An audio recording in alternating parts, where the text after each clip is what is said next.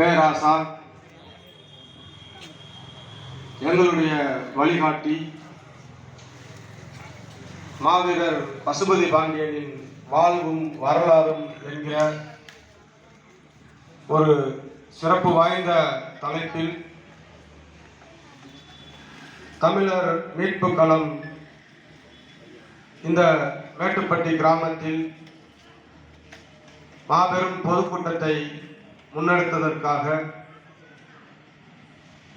தமிழர் தேசிய கழகத்தின் தமிழர் மீட்பு களத்தினுடைய நிறுவன தலைவர் அன்பு சகோதரர் கரிகால பாண்டியன் உள்ளிட்ட நிர்வாகிகள் அனைவருக்கும் என்னுடைய இந்த இரவு நேர வணக்கத்தை தெரிவித்துக் கொள்கிறேன்.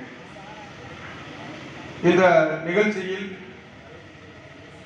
நிகழ்ச்சியை தலைமை தாங்கி நடத்தி கொண்டிருக்கக்கூடிய அன்பு சகோதரர் ஜான் பாண்டியன், முன்னிலை வகித்திருக்கக்கூடிய சகோதரர் செல்வின் பாண்டியன், கண்டன உரை ஆற்ற இருக்கக்கூடிய சகோதரர் கரிகால பாண்டியன், வாழ்த்துறை வழங்கி அமர்ந்திருக்கக்கூடிய சகோதரர் திருதர் பாண்டியன், தலைமை ஒருங்கிணைப்பாளர் அன்பு தோழர்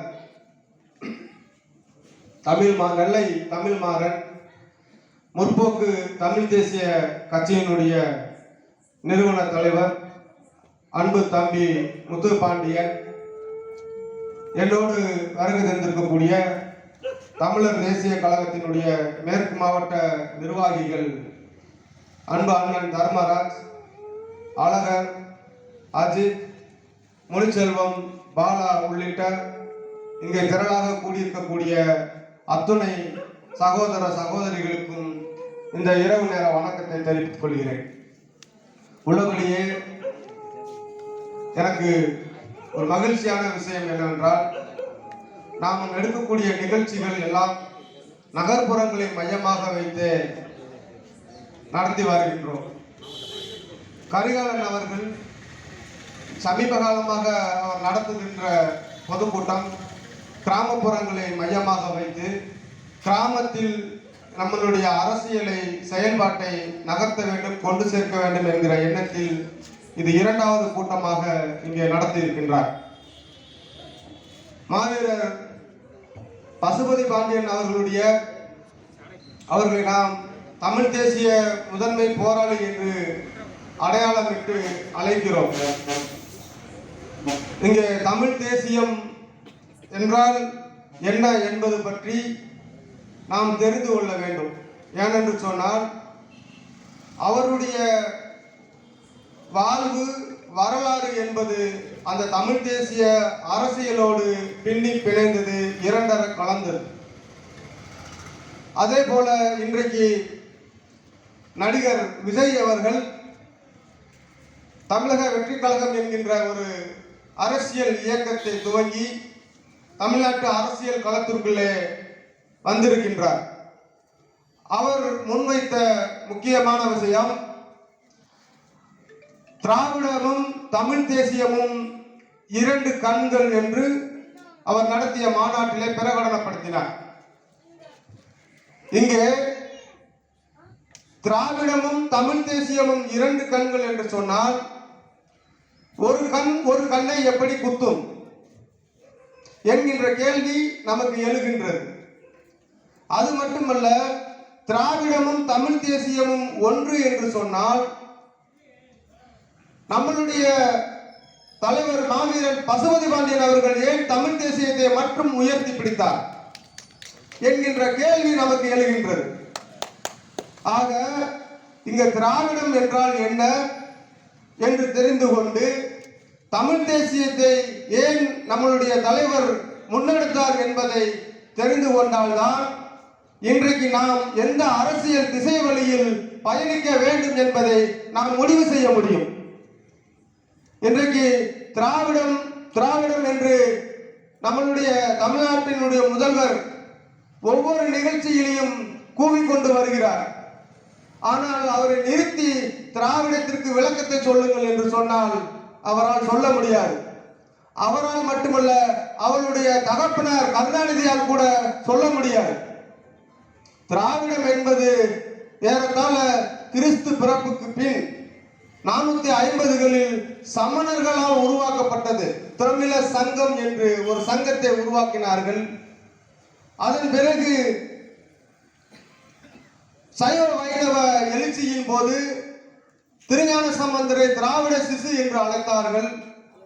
அதன் பிறகு 19ஆம் நூற்றாண்டிலே ஆங்கிலேயர் ஆட்சி காலத்திலே தமிழ் மொழியினுடைய கிளை மொழிகள் எல்லாம் சேர்த்து தமிழ் மொழி குடும்பத்தை அழைப்பதற்காக திராவிட மொழிகள் என்று கால்டுவெல் அவர்கள் ஆங்கிலேய அறிஞர் அந்த பெயரை பயன்படுத்தினார்.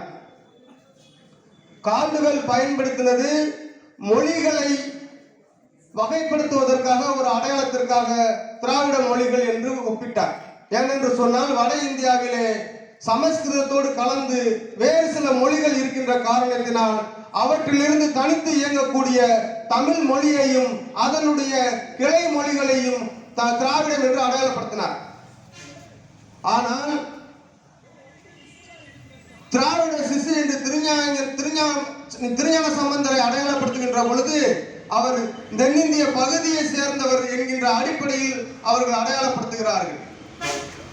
இன்றைக்கு கிரிக்கெட் வீரர் ராகுல் டிராவிட் என்று ஒருவர் இருக்கிறார். அவர் பிராமணர், பார்ப்பனர்.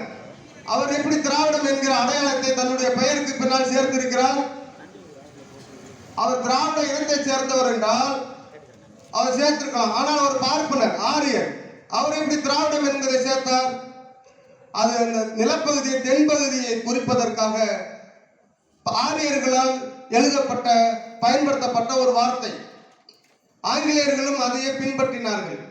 ஆனால் நம்மளுடைய காப்பியங்கள், நம்மளுடைய இலக்கியங்கள், தமிழ் இலக்கியம், தொல்காப்பியம், சிலப்பதிகாரம், புறநானூறு உள்ளிட்ட நூல்கள் எல்லாம் நம் நாடு யாதனில் தமிழ்நாடு என்றல் என்றுதான் சொல்லுகின்றது.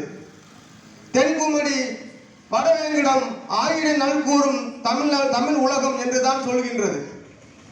நம்மளுடைய நிலத்தை நம்மளுடைய முன்னோர்கள் தமிழ்நாடு என்றுதான் பெயர்களை அழைத்து வந்திருக்கிறார்கள். ஒருபோதும் நிலத்தின் பெயராகவோ, இனத்தின் பெயராகவோ, மொழியின் பெயராகவோ திராவிடம் என்கிற கருத்தியலை ஆதரிக்கவில்லை, பயன்படுத்தவில்லை. அப்படியானால் இன்னும் சொல்ல போனால் தமிழர்கள் தெற்கே குமரிக்கு அப்பால் இருக்கக்கூடிய 56 தேசங்களில் தமிழர்கள் வாழ்ந்து வந்திருக்கிறார்கள். பாண்டியர்களுடைய முதல் தமிழ் சங்கம் தெற்கே கொடுங்கடல் கொண்ட குமரி கண்டத்திலே தான், அந்த நிலத்திலே தான் முதல் தமிழ் சங்கத்தை அமைத்து அவர்கள் தமிழை வளர்த்தார்கள். இரண்டாம் தமிழ் சங்கமும் அங்கேதான் நிகழ்ந்தது. கடல்கோளால் நிலப்பகுதி உள்வாங்கப்பட்ட பிறகு எஞ்சிய இந்த நிலப்பரப்பில் இன்றைக்கு இருக்கக்கூடிய மதுரையை, அந்த அழிந்து போன மதுரையினுடைய நினைவாக பெயரினை வைத்து மூன்றாவது தமிழ் சங்கத்தை இங்கே அமைத்தார்கள். இப்படி தமிழர்கள் இந்த நிலப்பகுதி மட்டுமல்ல, கொடுங்கடல் கொண்ட பிற நிலப்பகுதியையும் ஆண்டிருக்கிறார்கள். நம்மளுடைய பூர்வீகம் அதெல்லாம் உள்ளடக்கியதுதான். அதே போல தமிழர்களுடைய நாகரிகம் என்று சொல்லக்கூடிய ஹரப்பா நாகரிகம், மொஹஞ்சதாரோ நாகரிகம், அது இருக்கக்கூடிய ஹரப்பா என்கிற இடமும் மொஹஞ்சதாரோ என்கிற இடமும் பஞ்சாபிலையும் ஆப்கானிஸ்தானிலும் இருக்கின்றது. அப்ப நாம் அங்கிருந்து வந்தவர்களா? இல்லை. அந்த நிலம் வரைக்கும் நாம் பரவி வாழ்ந்தவர்கள். பாகிஸ்தான், ஆப்கானிஸ்தான் வரை, வடக்கே நாம் அங்கு இருந்து தெற்கே கடலுக்கு கன்னியாகுமரிக்கும் அப்பால் வரை இந்த தமிழ் என்கிற தமிழர் என்கிற பேரினம் பரவி வாழ்ந்தது. ஆட்சி அதிகாரத்தோடு, கொடியும் கோட்டத்தோடும் வாழ்ந்தது. இதுதான் நிதர்சனமான உண்மை. ஆரியர்களுடைய வருகைக்கு பிறகு ஆரியர்களோடு கலப்பு ஏற்பட்டு சில மொழிகள் உருவாகி வடக்கே வந்து புதிய புதிய இனங்கள் தோன்றியது. தெற்கே நம்மளோடு தோன்றிய அனைத்து இனங்களும் மலையாளிகளாக இருக்கட்டும், கன்னடர்களாக இருக்கட்டும், தெலுங்கர்களாக இருக்கட்டும், துளுக்களாக இருக்கட்டும், குஜராத்திகளாக இருக்கட்டும், மராட்டியர்களாக இருக்கட்டும், அம்பேத்கர் அவர்கள் தன்னுடைய நூல்களை சொல்கிறார், இந்த இந்திய தேசத்தை, இந்திய நாட்டை சொந்தம் கொண்டாடுவதற்கென்று ஒரு இனம் இருக்கிறது என்றால் அது தமிழர்களுக்கு மட்டும்தான் அந்த உரிமை இருக்கின்றது, வேறு எந்த இனத்திற்கும் அந்த உரிமை இல்லை என்று சொல்கிறார். அதோடு மட்டுமல்ல, நானும் நாகர் என்கின்ற தமிழ் பழங்குடி வம்சாவளியை சேர்ந்தவன் தான் என்று குறிப்பிடுகிறார். அம்பேத்கர் எங்கு பிறந்தார்? மராட்டியத்திலே பிறந்தார். அவர் மராட்டியத்திலே பிறந்த அவர் நான் தமிழன் என்று சொல்லுகின்றார். ஆக இந்த பெரும் நிலப்பரப்பு முழுக்கும் நாம் வாழ்ந்தோம். ஆரியர்களுடைய படையெடுப்பால், மொழிக்கலப்பால், பண்பாட்டு அழிப்பால் நாம் கொஞ்சம் கொஞ்சமாக நிலங்களை இழந்து இன்றைக்கு தமிழ்நாடு என்கிற நிலப்பகுதியை வாழ்ந்து வருகின்றோம். குறிப்பாக 56 இந்தியா சுதந்திரம் பெற்ற பிறகு மொழிவழி மாநிலம் அமைக்கின்ற பொழுது இங்கே கேரளாவில் எர்ணாகுளம், பீர்மேடு உள்ளிட்ட நிலப்பகுதியை நாம் இழந்தோம். அன்றைக்கு காமராஜர் ஆட்சியில் இருந்த பொழுது நாகர்கோவிலை மீட்டுக்கொண்டு இந்த பகுதியை விட்டுவிட்டார். இன்றைக்கு திருப்பதி இருக்கு. திருப்பதி தமிழ்நாட்டினுடைய நிலப்பகுதி, தமிழர்களுடைய கோயில். ஆனால் மாநிலங்களாக பிரிக்கப்படுகின்ற பொழுது ஆந்திரர்கள் அந்த பகுதியை எடுத்து விட்டார்கள். சித்தூர், காளகஸ்தி, புத்தூர் எல்லாம் இன்றைக்கு ஆந்திராவில் இருக்கின்றது. அதெல்லாம் நம்மளுடைய பகுதி. இப்படி நிறைய பகுதிகளை இழந்து இன்னைக்கு தமிழ்நாடு என்கிற ஒரு நிலப்பரப்புகள் நாம் வாழ்ந்து கொண்டிருக்கிறோம். இங்கும் நம்மால் தமிழர்களால் ஆட்சி செய்ய முடியாத அளவிற்கு இன்றைக்கு ஒரு கோட்பாடு இருக்கிறது என்று சொன்னால் அது திராவிடம் என்கிற கோட்பாடு தான். திராவிடம் என்கின்ற போர்வையில் ஆந்திரா பகுதியில் இருந்து இங்கே வந்தவர்கள், பாண்டியர்களை வீழ்த்தியவர்கள், அவர்களுடைய வாரிசுகள் தான் இன்றைக்கு திராவிடம் என்கின்ற போர்வையில் நம்மை ஆட்சி செய்து கொண்டிருக்கின்றார்கள். ஆக நம்மளுடைய அரசியல் அதிகாரத்தை மீட்பதற்கு, நாம் இழந்த உரிமையை மீட்பதற்கு திராவிடம் என்கின்ற தத்துவமும் சரி, திராவிடம் என்கின்ற அரசியலும் சரி நமக்கு பயன்படாது. அந்த அடையாளத்தை, அந்த பெயரை எடுத்துக்கொண்டு யாரு வந்தாலும் நாம் அவர்களை புறக்கணிக்க வேண்டும். சரி, தமிழ் தேசியம் என்று அண்ணன் பசுபதி பாண்டியன் அவர்கள் முன்னெடுத்தாரே, அது என்ன? தமிழ் தேசியம் என்பது தமிழர்களுக்குள் நீண்ட நெடுக்காலமாக நாம் எல்லாம் ஒரே மொழியை பேசக்கூடிய தமிழ் அண்ணனுடைய மடியில் பிறந்த குழந்தைகள் தான் இத்தனை சாதிகளும். நமக்குள் சாதி சண்டைகள் வேண்டாம், நமக்குள் ஏற்றத்தாழ்வுகள் வேண்டாம். நாம் மோதிக்கொண்டுகின்றே இருப்பதனால் நம்மளுடைய எதிரி நம் மீது ஆதிக்கம் செலுத்துகிறார். எனவே நம்மளுடைய எதிரியை வீழ்த்த வேண்டும் என்று சொன்னால் நாம் மொழியால் தமிழர்கள், இனத்தால் தமிழர்கள், நாட்டால் தமிழ்நாட்டவர்கள் என்கிற அடிப்படையில் நாமெல்லாம் ஒரு தாய் பிள்ளையாக, தமிழ் தாயின் பிள்ளையாக ஒன்றிணைய வேண்டும் என்கின்ற அரசியலை ஏற்றுக்கொண்டு செயல்பட்டவர் தான் நம்மளுடைய தமிழ் தேசிய முதன்மை போராளி பசுபதி பாண்டியன் அவர்கள். பசுபதி பாண்டியன் அவர்கள் அவர் அரசியலிலே நுழைகின்ற பொழுது தென் தமிழ்நாட்டில் ஏறத்தாழ 1990 என்று நினைக்கின்றேன். அந்த காலகட்டத்தில் அம்பேத்கர் அவர்களுடைய 100 ஆண்டு, அவர் பிறந்து 100 ஆண்டு நிறைவு விழா. அந்த காலகட்டத்தில் தான் தமிழ்நாட்டில் ஏராளமான ஒடுக்கப்பட்ட மக்களுக்கான இயக்கங்கள் இங்கே தோன்றின, புற்றீசல்கள் போல் தோன்றின. அதே காலகட்டத்தில் பசுபதி பாண்டியன் அவர்களும் அரசியல் செய்தார்.